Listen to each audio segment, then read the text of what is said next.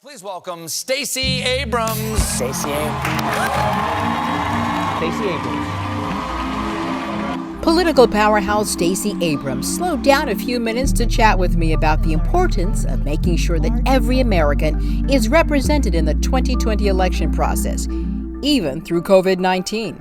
But what it is going to require is innovation and creativity and a return to some more analog approaches to voting, to outreach. We're going to have to do a lot of phone banking, a lot of texting, but we can also leverage social media to do that reach. Abrams says that reach must include communities of color. She founded Fair Fight shortly after losing the Georgia 2018 gubernatorial election, which she and her supporters characterized as grossly mismanaged and violated the constitutional and civil rights of Georgians.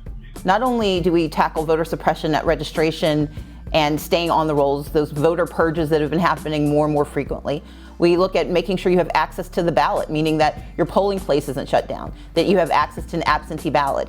And we try to make certain your votes get counted, meaning that signature mismatch laws, voter ID laws, aren't used to push people out of the system. Abrams is also on the front lines of ensuring people are counted in the 2020 census. What the census does is it provides the resources to address those systemic inequities and the challenges that in 2010, the undercounts of so many of our Black and brown communities meant that we weren't seen, which means that we aren't getting the services and the supports that we need.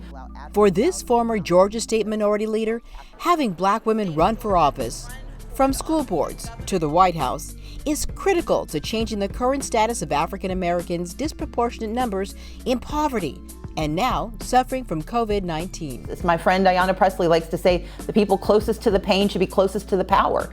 And what we are watching is as more Black women and more women of color and more people of color stand up, we must ensure that their voices are heard across the country at every level of government.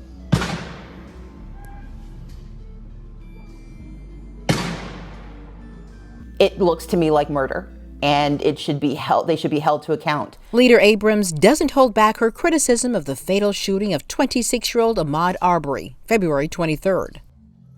DAs, district attorneys, are elected, and the district attorneys who kept passing the buck in South Georgia did so because they thought they could. Gregory McMichael, 64, and his 34-year-old son, Travis McMichael, were arrested last week, more than 2 months after Arbery was shot as he jogged through a Georgia neighborhood. We have to focus on the fact that in America, almost every major decision is made by someone put into office by voters.